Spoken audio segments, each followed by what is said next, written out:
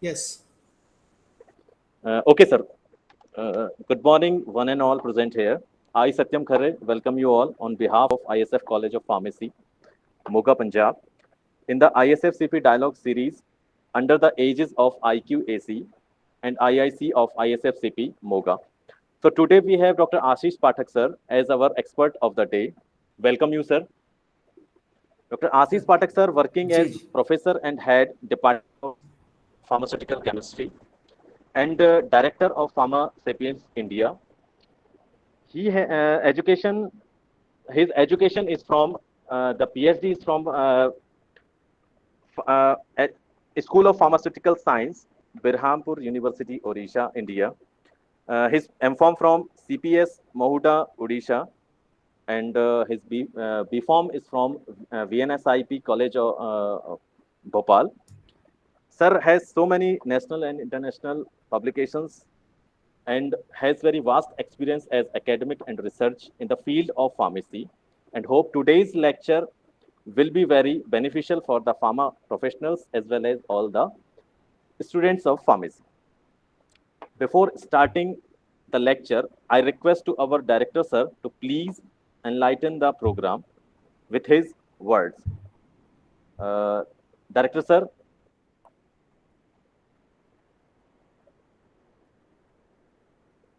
Okay, we some technical issue. The director sir is not connected, but after some time he will connect.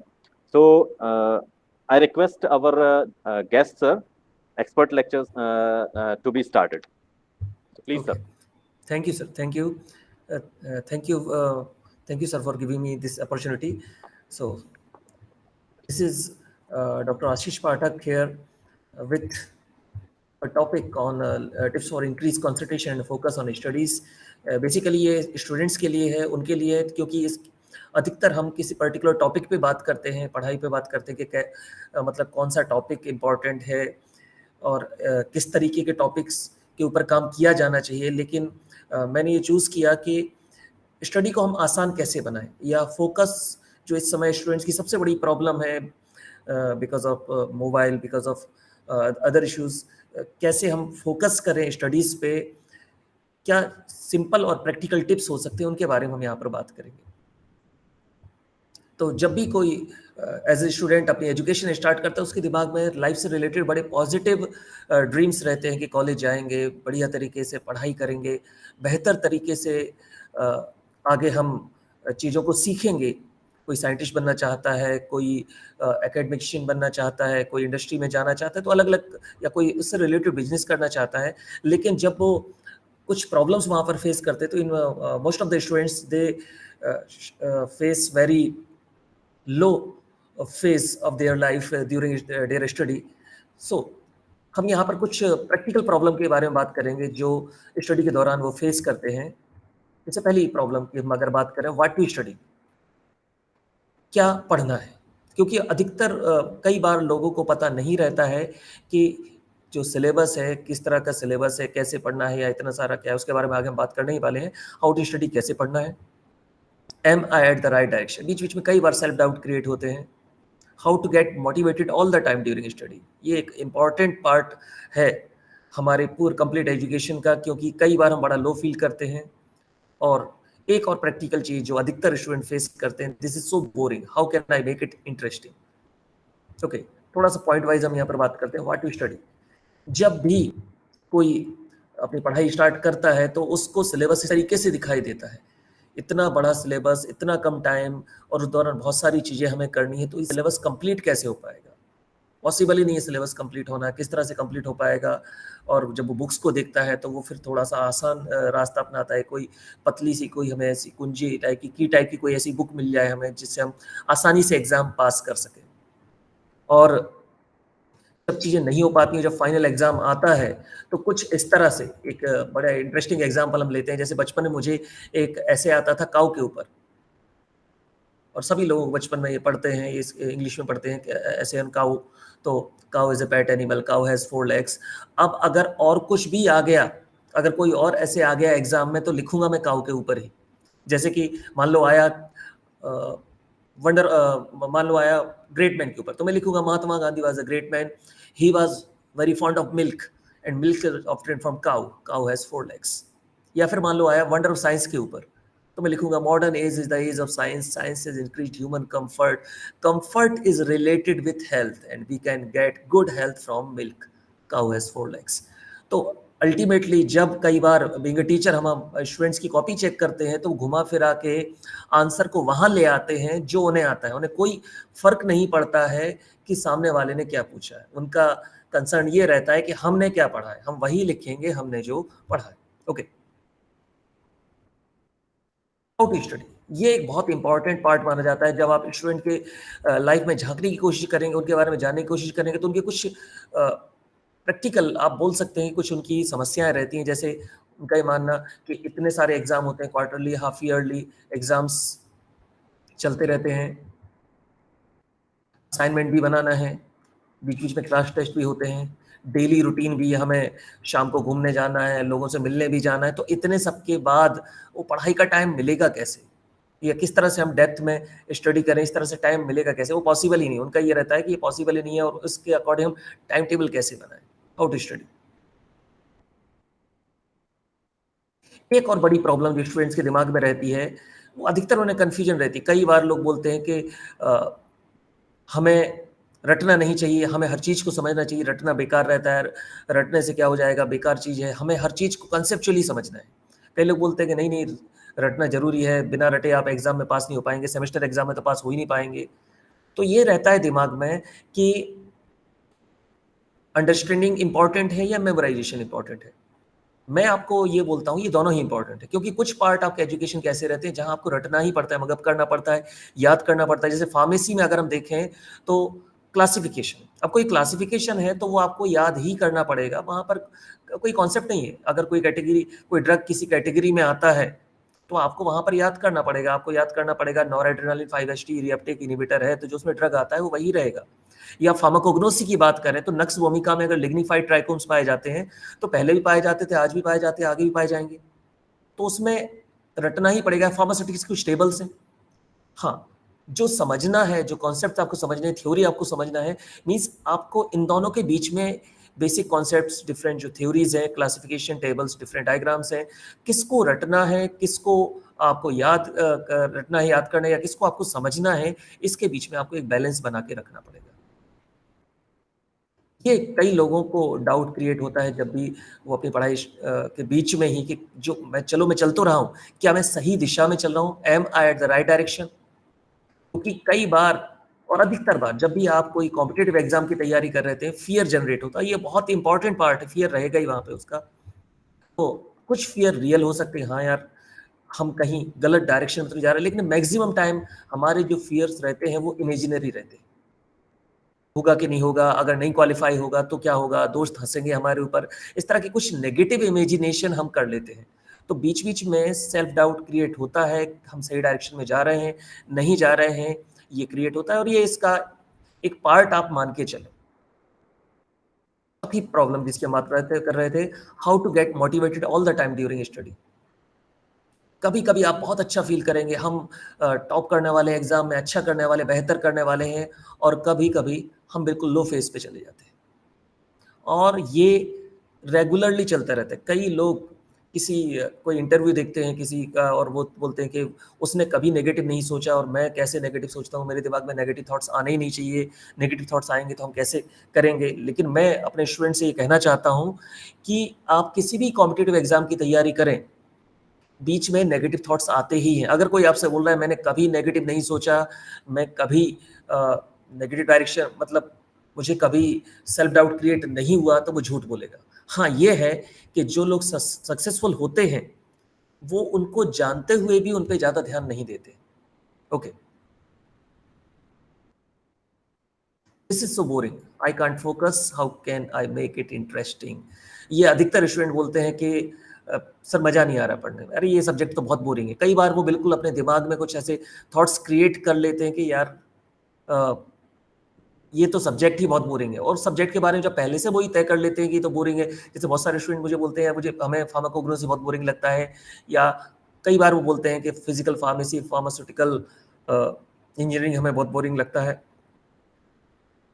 तो अब अगर हम इसको मान के चलें, आपने इसको बोरिंग मान ही लिया है, तो हम इसको इंटरेस्टिंग कैसे बना सकते हैं, उसके बारे में कुछ एग्जांपल्स हम इस लेक्चर में देखने वाले हैं।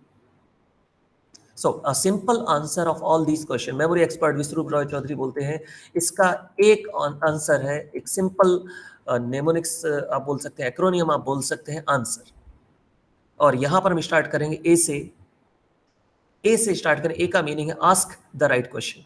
जब भी आप पढ़ने के लिए बैठें तो पढ़ाई से रिलेटेड अपने आपसे लगातार क्वेश्चन करते रहे, क्योंकि आपने जहां क्वेश्चन करना बंद किया, आपको अपना दिमाग वहां पर ले जाएगा, आपका ब्रेन वहां पर ले जाएगा जो उसके लिए इंटरेस्टिंग जगह है। हो सकता है पढ़ाई आपके लिए इंटरेस्टिंग ना हो। जैसे सिंपल एक एग्जांपल लेते हैं, मान लो आप फार्माकोग्नोसी पढ़ रहे हैं और आपने पढ़ा नक्स वोमी का ब्राउन कलर के सीड होते हैं। ब्राउन कलर के सीड होते हैं तो उससे आपको याद आएगा, ब्राउन कलर का तो मेरा स्कूटर था, स्कूटर बहुत तेज चलता था, स्कूटर इतना तेज चलता था, एक्सीडेंट हो गया था। एक्सीडेंट तो अपहरण मूवी में दिखाया गया। अपहरण मूवी में तो नाना पाटेकर है, नाना पाटेकर के साथ अजय देवगन भी। अजय देवगन ने काजोल से शादी क्यों कर ली? अब आप देखें ब्रेन कैसे काम करता है, माइंड आपका कैसे काम करता है, आपको कहाँ का कहाँ ले गया। फिर आप सोचते हैं अरे यार पता नहीं कहाँ चले जाते हैं, प्रेजेंट पे तो रह ही नहीं पाते। तो इसका एक प्रैक्टिकल, इसके लिए प्रैक्टिकल टिप्स है। पढ़ते समय आप पढ़ाई से रिलेटेड क्वेश्चन लगातार अपने आप से करते रहें। ये ऐसा क्यों होता है, इसमें ये क्यों है, इसमें जब आप क्वेश्चन करते रहते हैं तो आप प्रेजेंट में बने रहते हैं।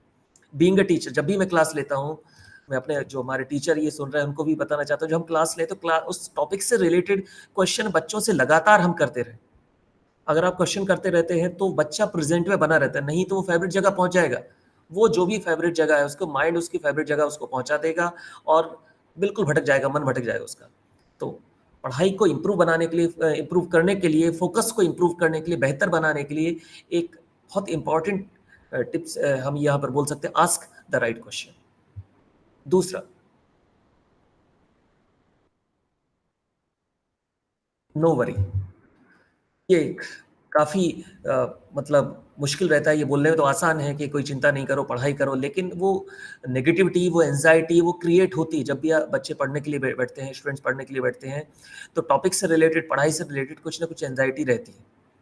कुछ लोगों को एंग्जायटी रहती है, कुछ लोगों को उसको आदत पड़ जाती है। मेरा एक मित्र है, मुझे मिला, मेरे घर के बाहर से जा रहा था, जब मैं गाँव में था, मेरे घर के बाहर से निकला, मैंने बोला और भाई कहाँ जा रहे हो? उसने बोला अब जहाँ ज़िंदगी ले जाए वहाँ चले जाएँगे।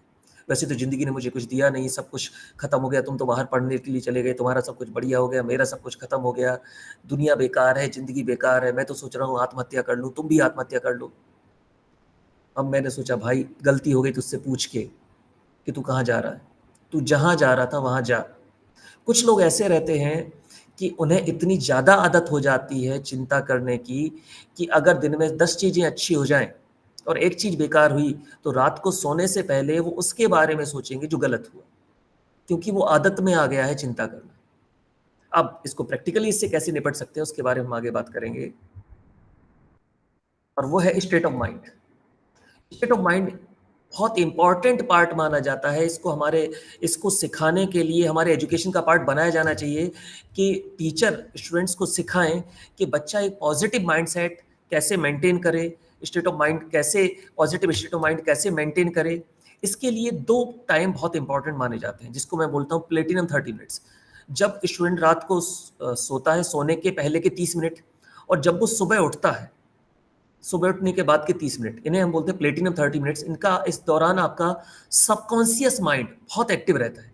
इस दौरान आप अपने आप से जो भी बोलेंगे या जिस जिस तरह की एक्टिविटी करेंगे, उससे आपका, अगर रात को सोने से पहले आप अपने पास अपने दिमाग में जो भी मैसेज भेज रहे हैं या सुबह उठ के जो भी आप कर रहे हैं, उससे आपका पूरा दिन डिसाइड होने वाला है। कंप्लीट डे आपका डिसाइड होगा जो भी आप इस दौरान कर रहे हैं। कई बच्चे जो गलती करते हैं, या हम लोग भी कई बार गलती करते हैं, सुबह उठ के सबसे पहले मोबाइल उठा के देखा, मोबाइल में कुछ नेगेटिव खबरें आई हैं, कुछ आई हैं, उनको देखा, अब दिन पूरा बेकार चला गया। आपने सुना होगा अक्सर गाँव में बोलते थे पता नहीं सुबह से किसका मुँह देख लिया। तो सुबह का टाइम बहुत इंपॉर्टेंट टाइम होता है। उस दौरान अगर आप अपने आप से कुछ पॉजिटिव बोल रहे हैं, पॉजिटिव कुछ कर रहे हैं, कुछ पॉजिटिव अपने आप को दे रहे हैं, इससे पूरा दिन आपका बेहतर होने वाला है। डायरेक्शन देना बहुत ज़रूरी है। सुबह से और रात को सोने से पहले आपको अपने आप को डायरेक्शन देना चाहिए। और इसके लिए सबसे इम्पोर्टेंट रहता है ग्रेटफुल हार्ट। ये बोला जाता है कि अगर आप ग्रेटफुल हैं तो आप नेगेटिव हो ही नहीं सकते। अगर आप ग्रेटफुल हैं, अगर आप ग्रेटफुल फील कर रहे हैं, ये दोनों चीजें साथ में होना पॉसिबल नहीं। तो हैबिट ऑफ ग्रेटिट्यूड हम कैसे मेंटेन करें? एक सही तरीका रह सकता होता हो सकता है हैबिट ऑफ ग्रेटिट्यूड मेंटेन करने का, जो मैं प्रैक्टिकली मैं यूज करता हूं। सुबह उठ के मैं पर डे कम से कम 5 नई चीजें लिखता हूं जिनके लिए मैं थैंकफुल हूं। पर डे में 5 नई चीजें लिखता हूं जिनके लिए मैं थैंकफुल हूं।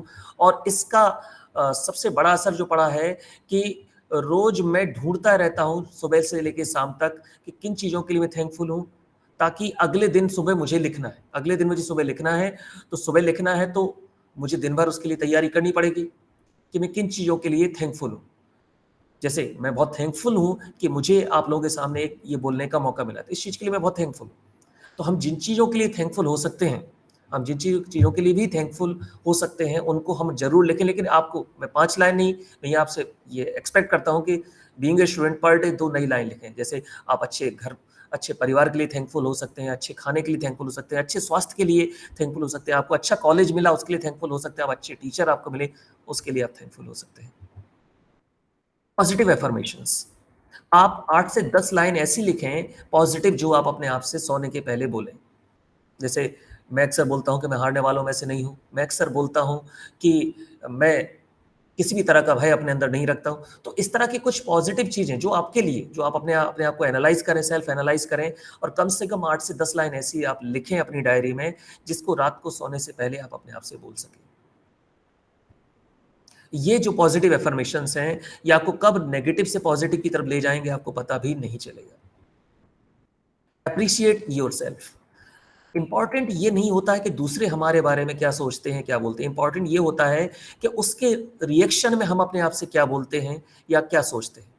शब्द बहुत ज़रूरी हो जाते हैं जो आप अपने आप से बोलते हैं। उनका सिलेक्शन, जो वर्ड्स का सिलेक्शन है, ये बहुत इंपॉर्टेंट हो जाता है। जैसे पहला प्रैक्टिकल स्टेप हम आप यहाँ पर देखें, जब भी आप अपने आप से बात कर रहे हैं, तो कौन से वर्ड्स को हम सिलेक्ट कर रहे हैं, उनके लिए आपको माइंडफुल होना जरूरी है। When talking to yourself, be mindful of the words you use. एक एग्जांपल हम यहाँ पर देखते हैं।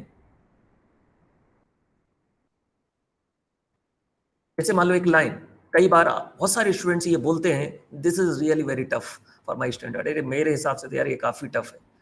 अब हो सकता है कि लाइन आपको सही लग रही हो, लेकिन मैं चाहता हूं कि हम इसमें कुछ ऐसा बदलाव करें, पॉजिटिव चेंज करें। एक आसान पॉजिटिव चेंज आप क्या कर सकते हैं, अगर कभी भी आपके दिमाग में ये लाइन आए, तो इस लाइन के आगे क्या कर देना है, केवल क्वेश्चन मार्क आपको लगा देना है। Is this really hard, is this really very tough. नहीं तो आप केवल थोड़ा सा शब्दों का हेर फेर करें, वर्ड्स को थोड़ा सा चेंज कर लें, क्योंकि ये गलत है। हम इस लाइन में एक थोड़ा सा चेंज करें, छोटा सा चेंज करें। This is really very challenging and I love challenges. आपने टफ जो वर्ड था उसको चैलेंजिंग से रिप्लेस कर दिया। आप कभी बोल के देखें, प्रैक्टिकल टिप है, आप कभी बोल के देखें, ये आपके अंदर एक पॉजिटिव एनर्जी जनरेट करेगा। This is really very challenging, ये आप इसको सही मान सकते हैं। इम्प्रूव योर फोकस, जिसके बारे में आज का ये कंप्लीट लेक्चर है, जिसके बारे में बात कर रहे थे। फोकस को कैसे इंप्रूव करें, क्योंकि ये इस तरह से होता है कि मैं आपसे बोल रहा हूँ कि इस एग्जाम की तैयारी करो, आप जीपेट की तैयारी करो, नाइपर के एग्जाम की तैयारी करो, ड्रग इंस्पेक्टर एग्जाम की तैयारी करो, या और कोई कॉम्पिटिटिव एग्जाम की तैयारी करो। कैसे करना है ये डायरेक्शन देना जरूरी रहता है, क्योंकि बिल्कुल ये ऐसा ही है कि मैं आपको जंगल में बुला लूं कि आ जाओ मुझसे मिलने के लिए, और फिर मैं आपसे बोल रहा हूँ आते जाओ, फिर मैं आपसे बोल रहा हूँ आते जाओ, लेकिन मैं आपको डायरेक्शन नहीं दे रहा हूँ कि कहाँ जाना है। तो डायरेक्शन देना जरूरी रहता है। इसके लिए हम एक फॉर्मूले को लेंगे, आप लोगों ने पढ़ा होगा ओम्स लॉ। फिजिक्स में आप लोगों ने इसका पढ़ा होगा, voltage is equal to current into resistance. ये है आपका Ohm's law, V is equal to I R. अब अगर इस फॉर्मूले में थोड़ा सा मैं चेंज कर देता हूं, इसी तरह का एक दूसरा फॉर्मूला बना देते हैं, V into I is equal to R. आप बोलोगे तो गलत हो गया, ये फॉर्मूला अलग है। जो भी आप चाहते हैं उसको आप इमेजिन करें, जो भी लाइफ में आप अपने आप से चाहते हैं उसको इमेजिन करें। आप ड्रग इंस्पेक्टर बनना चाहते हैं, आप जीपेट क्वालिफाई करना चाहते हैं, आप सोसाइटी में कोई बेहतर चेंज लाना चाहते हैं, उसको आप इमेजिन करें, उसको लगातार विजुलाइज करते रहें।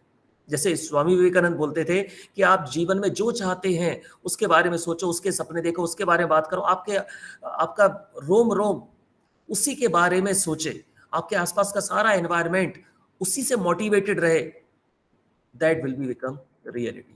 V into I is equal to R. Visualization into imagination is equal to reality. और इसको मैं बोलता हूं लॉ ऑफ फोकस। अगर आप अपने सपनों को रियलिटी में कन्वर्ट नहीं कर पा रहे हैं तो मैं 100% पूरे कॉन्फिडेंस से बोलता हूं कि इस लॉ में, इस रूल में कहीं ना कहीं गलती कर रहे हैं। या तो आपका इमेजिनेशन बार बार चेंज हो रहा होगा या फिर आपका विजुअलाइजेशन बार बार चेंज हो रहा होगा।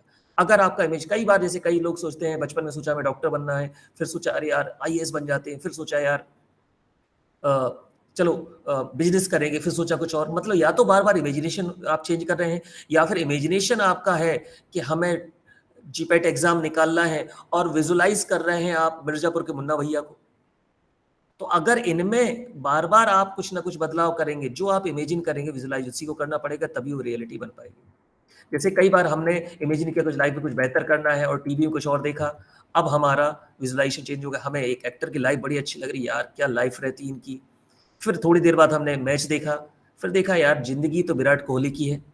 अब आप देखें कि हमने भले ही इमेजिन कुछ और किया लेकिन विजुलाइज अलग अलग चीजों को कर रहे हैं, और इससे हमारी psychic energy, mental energy spread होती है, बढ़ती है। जैसा कि ब्रूसली बोलता था, hack away the non essential you will wait the source.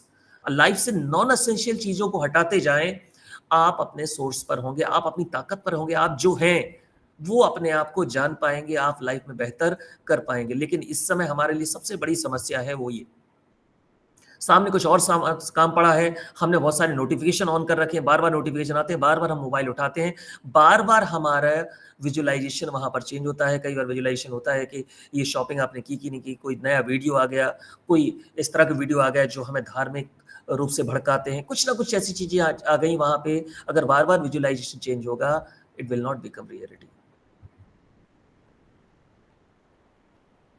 and it may cause failure, it may cause depression, it may cause sadness, silence। बहुत सारी चीजें यहाँ पर देखने को मिलेंगी अगर आप इस फॉर्मूले में कहीं पर गलती कर रहे हैं।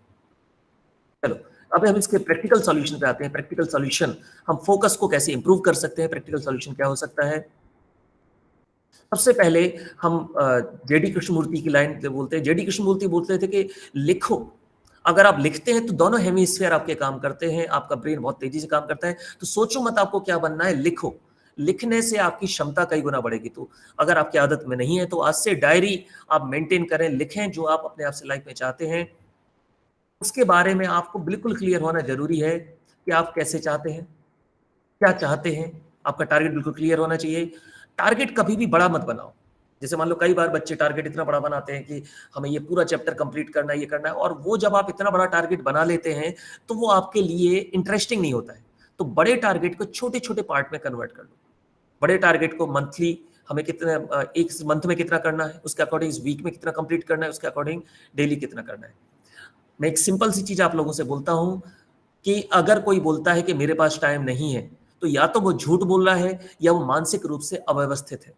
हमारे पास पर्याप्त समय रहता है, हम सभी के पास पर्याप्त समय रहता है। हमारे पास उतना ही टाइम है जितना थॉमस अल्वा एडिसन के पास था, हमारे पास उतना ही टाइम है जितना स्वामी विवेकानंद के पास था, हमारे पास उतना ही समय है जितना अल्बर्ट आइंस्टाइन के पास में था। अगर हम बोल रहे टाइम नहीं है तो हम फोकस नहीं है, हमने चीजों को सही तरीके से प्रायोरिटाइज नहीं किया है। प्रायोरिटाइज करने का तरीका क्या है, उनको हमने अकॉर्डिंग टू प्रायोरिटी वहां पे अरेंज कर दें, और सोने से पहले उनको अपनी डायरी में लिखें कि कल आप क्या करने वाले। बेटा फिर से मेरे सभी लोगों के लिए रिपीट कर रहा हूं कि सोने से पहले आप उनको लिखें अपनी डायरी में कि कल आप क्या करने वाले हैं। क्योंकि लोग, साइंटिस्ट बोलते हैं, सोने से पहले जो भी आप डायरी में लिखते हैं, सबकॉन्शियस माइंड अगले दिन उसको पूरा करने के लिए तैयारी करने लगता है। अगले दिन की पूरा फोकस, पूरा विजन आपके पास में होना चाहिए कि अगले दिन हम क्या करने वाले हैं। किसी दूसरे एक्सटर्नल इंस्पिरेशन के लिए कोशिश वो मत करो, एक्सपेक्ट मत करो कि मैं संदीप माहेश्वरी का वीडियो देखूंगा, विवेक बिंद्रा का वीडियो देखूंगा, ये सब करूंगा। आपका काम ही आपके लिए वहां पे इंस्पिरेशन बन जाए, आपका काम ही आपके लिए मोटिवेशन बन जाए, और तुरंत काम को हम स्टार्ट करें। Do it now. कैसे, एक एग्जांपल लेते हैं। जैसे मान लो किसी भी एग्जाम की, कॉम्पिटेटिव एग्जाम की आप तैयारी कर रहे हैं, जीपेट, नाइपर, ड्रग इंस्पेक्टर, या कोई भी यूपीएससी कोई एग्जाम की आप तैयारी कर रहे हैं, उसको 3 पार्ट में डिवाइड कर दो। ए जिनकी प्रायोरिटी सबसे ज्यादा है, बी जिनकी प्रायोरिटी थोड़ी सी कम है, सी जिनकी प्रायोरिटी सबसे कम है। अब मान लो बेटा आपको क्लासिफिकेशन में एंटी डिप्रेसेंट, अगर आपको एंटी डिप्रेसेंट चैप्टर पढ़ना है तो सबसे पहले एंटी डिप्रेसेंट का क्लासिफिकेशन, उसका मैकेनिज्म एक्शन, इंडिविजुअल ड्रग्स के बारे में, कॉमन एडवर्स इफेक्ट, उसको छोटे छोटे पार्ट में हमने तोड़ दिया। अगर आप कॉम्पिटिटिव एग्जाम की तैयारी कर रहे हैं डीआई की, तो साथ में जीके वाला पार्ट उसको भी रखें। एक दिन में कभी एक ही सब्जेक्ट ना पढ़े, वो बोरिंग हो जाता है। कॉलेज और ऑफिस का कोई असाइनमेंट अगर है तो उसको हमें कंप्लीट करना है, या कोई दूसरा काम, आपको कहीं किसी से मिलने जाना है, कोई बहुत जरूरी काम है, उसको हमने लिख लिया। अब अपने अकॉर्डिंग उनको एक टाइम दे दें। जैसे अब जो आपको नहीं है वो आपको बी पे या सी पे ले जा सकते हैं। जैसे एंटी डिप्रेसेंट को 30 मिनट लगने वाले हैं, आप थोड़ा सा ज़्यादा टाइम दे दें, 45 मिनट्स। मैकेनिक्शन को टाइम लगने वाला है, उसको थोड़ा सा ज़्यादा टाइम दे दें, और फिर उसको जल्दी कंप्लीट करने की कोशिश करें। अब आप ये टेंशन आपको नहीं होगी कि कल हमें क्या करना है, परसों क्या करना है, 1 महीने बाद क्या करना है। आपका फोकस रहेगा कि आज दिन भर में हम क्या करने वाले हैं। जैसे कोई बोलते थे कि हम आज की चिंता कर लें, आने वाला कल अपनी चिंता खुद कर लेगा। और क्या आपको लगता है कि आप सक्सेसफुल हो पाएंगे? जितना लिखेंगे नहीं हो पाएंगे। लेकिन मैं आपसे बोल रहा हूं 60-70% भी आप सक्सेसफुल हुए तो आप सक्सेसफुल हैं। कभी ये मत मानना कि 100% जो आप लिखोगे पूरा हो पाएगा। किसी ने बोला है कि अगर आप सफल होना चाहते हैं तो असफलता की दर को दुगना कर लें। आप रोज असफल होंगे, रोज आपको लगेगा यार जो सोचा था वो नहीं हो पाया, लेकिन कब आप असफल होते होते सफल हो जाएंगे आपको पता भी नहीं। इससे बहुत इंपॉर्टेंट पार्ट है कि आपकी पढ़ाई को इंटरेस्टिंग बनाता है आई मेमोरी। हम जो देखते हैं वो हमें लंबे समय तक याद रहता है एज कम्पेयर टू जो हम सुनते हैं। जो भी आप देखेंगे वो आपको बहुत लंबे समय तक याद रहेगा एज कम्पेयर टू जो हम सुनते हैं। देखी हुई चीजें, जैसे आपने कोई मूवी देखी वो आपको याद रहती है, आपकी आंखों के सामने से कोई एक बार भी निकल जाएगा और जब आपको मिलेगा तो आप बोलोगे यार तुम्हारा चेहरा तो याद आ रहा है लेकिन नाम याद नहीं आ रहा है। तो चेहरा तो याद आ रहा है लेकिन नाम याद नहीं आ रहा है, क्योंकि आपके आइज से लेके ब्रेन तक जो नर्व्स गए हैं वो कंपैरेटिवली स्ट्रांग है एज कंपेयर टू ईयर। तो जो आप देखते हैं एक बार देख लेंगे वो लंबे समय तक आपको याद रहेगा। एक एग्जांपल लेते हैं, हम कोग्नोसी का एग्जांपल लेते हैं कि जैसे मान लो फार्माकोग्नोसी आप पढ़ रहे हैं। फार्माकोग्नोसी में एक क्वेश्चन आपके हर कॉम्पिटिटिव एग्जाम में लगभग आता है, presence of calcium oxalate crystals. यहाँ पर एग्जाम्पल लेते हैं, प्रिज्मेटिक कैल्शियम ऑक्सलेट क्रिस्टल। कौन से ड्रग ऐसे हैं जिनकी मेन कैरेक्टरिस्टिक है presence of prismatic calcium oxalate crystal, मतलब जिसमें प्रिज्म के जैसे कैल्शियम ऑक्सलेट क्रिस्टल प्रेजेंट रहते हैं। उसके लिए ट्रिक बना लेते हैं। इमेजिन करें आप अपनी फेवरेट शॉप के बाहर बोर्ड लगा हुआ है, इसमें प्रिज्म मिलते हैं। शॉप के बाहर बोर्ड लगा हुआ है, इसमें क्या मिलते हैं? प्रिज्म मिलते हैं। सबसे पहले आपने शॉप खोली, शटर, ब्राउन कलर का शटर है, शटर खोल के आप अंदर गए। अंदर आपने देखा एक बहुत बड़ा प्रिज्म रखा हुआ था, उसमें ऑरेंज कलर का लिक्वर भरा हुआ था। क्या भरा हुआ था? ऑरेंज कलर का लिक्वर। इसको देख के इसके पास आई रुचि और उसने प्रिज्म को कसकर पकड़ लिया। उसने प्रिज्म को कैसा, रुचि ने क्या किया? प्रिज्म को कसकर पकड़ लिया। आप वहां पहुंचे, आपने बोला बस कर, पीना मत। आपने बोला बस कर, पीना मत। झगड़ा होने लगा आपका, झगड़ा होने लगा। झगड़ा इतना बड़ा कि हंसी आ गया ऑस्ट्रेलिया खिलाड़ी, और ये सब देख के राहुल आ गया, राहुल द्रविड़। वो देख रहा है, वो देख रहा है कि झगड़ा बहुत ज्यादा बढ़ गया है। ओके, झगड़ा इतना ज्यादा बढ़ गया कि आपको सेना को बुलाना पड़ा, भारतीय सेना को बुलाना पड़ा, और भारतीय सेना वाले गोलियां चला रहे हैं और बंदूक से गोलियों की जगह क्लोव स्टॉक निकल रहे हैं। बंदूक से गोलियों की जगह क्या निकल रहे हैं? Clove stock. तो आपने सबसे पहले क्या देखा? प्रिज्म की शॉप, वहां पर शटर लगा हुआ था, आप अंदर गए, ऑरेंज कलर का लिक्वर भरा हुआ था। रुचि आई, रुचि ने कसकर पकड़ा, आपने बोला बस कर, पीना मत। झगड़ा हुआ, हंसी आया, राहुल द्रविड़ आया और भारतीय सेना को बुलाना पड़ा, जिससे बंदूक की जगह गोलियों में क्या निकल रहे हैं? Clove stock. आपको पता नहीं है, आपने पूरे फार्माकोग्नोसी के मेन ड्रग याद कर लिए हैं जिनमें प्रिज्मेटिक कैल्शियम ऑक्सलेट क्रिस्टल पाए जाते हैं। पूरे आपको याद हो गए जिनमें प्रिज्मेटिक कैल्शियम ऑक्सलेट क्रिस्टल पाए जाते हैं। जैसे कि सबसे पहले आपने क्या देखा? शटर। शटर, शटर मतलब क्या हो जाएगा? स्ट्रोमोनियम। उसके बाद क्या देखा आपने? Liquid, liquid, liquid, liquid, liquidise. उसके बाद कौन आई? रुचि, रुचि, रुचि, रुचि, कुरुचि। ड्रग का नाम क्या हो जाएगा? कुरुचि। उसके बाद उसने क्या बोला, कैसे पकड़ा था उसने? कसकर, कसकर, कसकर, कसकर, कसकैरा। उसके बाद आप आए, आपने क्या बोला? बसकर, वसकर, वसकर, वसकर, वसकर, पीना मत, वसाका। उसके बाद कौन है? हंसी, हंसी, हंसी से क्या रहेगा? हायोसाइमस। उसके बाद कौन आया? राहुल, राहुल, राहुल, राहुल, राहुल फिया। किसको बुलाना पड़ा? भारतीय सेना। आपको याद आ गया होगा, इंडियन सेना। और बंदूक से गोलियों की जगह क्या निकल रहे हैं? क्लोविस्टॉक। तो ये सारे ड्रग हैं जिनका मेन कैरेक्टरिस्टिक है presence of prismatic calcium oxidate crystal. तो इस तरह की बहुत सारी मेथड्स हैं जिनका आप यूज कर सकते हैं, आई मेमोरी यूज कर सकते हैं, और इन मेथड्स का यूज करके आप पढ़ाई को इंटरेस्टिंग बना सकते हैं। क्योंकि अब आप कहीं बाहर नहीं रहेंगे, आपका दिमाग यहाँ वहाँ नहीं दौड़ेगा, क्योंकि ये आपके लिए इंटरेस्टिंग है। आप प्रेजेंट में रहेंगे, फोकस्ड रहेंगे, चीजों को समझने में, याद करने में आपको कम टाइम लगेगा और लंबे समय तक आप याद कर पाएंगे। और लास्ट में सबसे इंपॉर्टेंट रहता है रिवीजन प्लान। आप आपका अगर रिवीजन प्लान प्रॉपर नहीं है तो आप कितनी भी पढ़ाई कर लें वो किसी काम की नहीं रहेगी, क्योंकि आप पढ़ाई करते रहेंगे, फिर उसके बाद आप रिवीजन प्रॉपर नहीं करेंगे, दिमाग से निकल जाएगा, फिर आप पढ़ाई करेंगे। साइंटिस्ट बोलते हैं कि अगर आप 24 घंटे रिवीजन नहीं करते हैं तो केवल आपको 18 से 20% याद रह जाता है। ये सामने आपके सामने, अगर आपने विदाउट रिवीजन, अगर आपने पढ़ा और रिवीजन आपने नहीं किया 24 घंटे, तो 18 से 20% याद रहेगा, एक हफ्ते बाद और कम याद रहेगा, और एक मंथ ऐसा लगेगा कि पढ़ा ही नहीं था कुछ। तो साइंटिफिक रिवीजन प्लान क्या होता है? पहला रिवीजन विद इन 24 आवर, जल्दी जल्दी रिवीजन आपको करना है। दूसरा रिवीजन विद इन 1 वीक, और तीसरा रिवीजन विद इन 1 मंथ। अगर आप इस साइंटिफिक रिवीजन प्लान से चलते हैं तो आप कई गुना बेहतर, कई इफेक्टिव तरीके से आप पढ़ाई कर सकते हैं। आपको मजदूरों की तरह मेहनत नहीं करनी है, आपको स्मार्ट वर्क करना है। स्मार्ट वर्क में साइंटिफिक रिवीजन प्लान वहां पर होना चाहिए। और रिवीजन करते करते आराम से रिवीजन मत करो। रिवीजन करते करते ऐसा इमेजिन करो कि आपका बस एग्जाम में आपको टीचर बुला ही रहा है कि 10 मिनट बाद आपका एग्जाम है, जल्दी आ जाओ, क्या कर रहे हो। तो इस तरह से आपको जल्दी जल्दी जल्दी जल्दी रिवीजन करना है। ऐसा अंदर से महसूस करना है कि बस हमें कोई एग्जाम के लिए बुला ही रहा है, क्योंकि आराम से रिवीजन करोगे तो ब्रेन के लिए इंटरेस्टिंग नहीं, ऑलरेडी आप पढ़ चुके हो, तो आपका मन नहीं लगेगा। तो रिवीजन करने में थोड़ी सी जल्दबाजी करो। साइंटिस्ट बोलते हैं सोने से पहले रिवीजन करो, ये ज्यादा इफेक्टिव तरीका है। और सुबह उठ के वो चीज पढ़ो जो आपके लिए नई हो। तो हमेशा जो रटने वाली चीजें हो, जो आप रिवीजन करना हो, उसका टाइम हमेशा होना चाहिए सोने से पहले। जस्ट सोने से पहले रिवीजन करो या रटने वाली चीजें पढ़ो।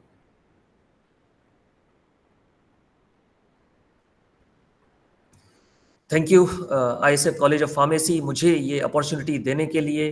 टाइम की थोड़ी सी प्रॉब्लम थी, नहीं तो कुछ और भी मेथड्स मैं आप लोगों को सिखाता। आगे कभी मौका मिलेगा तो मैं कोशिश करूंगा कि और भी कुछ आप लोगों के साथ शेयर कर सकूं। आप लोग मेरे YouTube चैनल पे जा सकते हैं, डॉक्टर आशीष पाठक ऑनलाइन, वहाँ पे कुछ और मेथड्स आप लोगों को मिल जाएंगी। Thank you. Okay. Thank you very much, sir.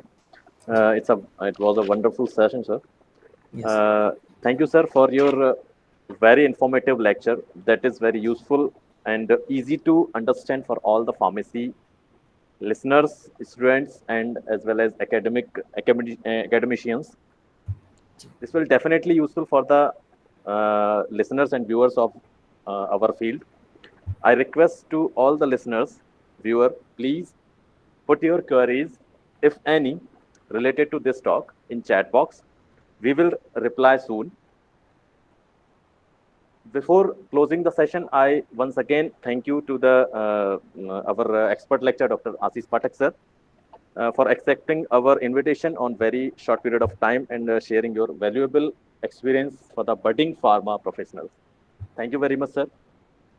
Thank you, sir. I request Mahan sir to please Thank you. sum up the session. Thank you, Dr. Ashish, for this wonderful talk and this scientific information regarding the enrichment of this scientific area. We are very thankful to all listeners and participants to attend this session, and thank you, Dr. Satyam Khare, for this wonderful session. So, request to Dr. Satyam Khare, please, you can stop the recording and conclude the session. Okay, sir.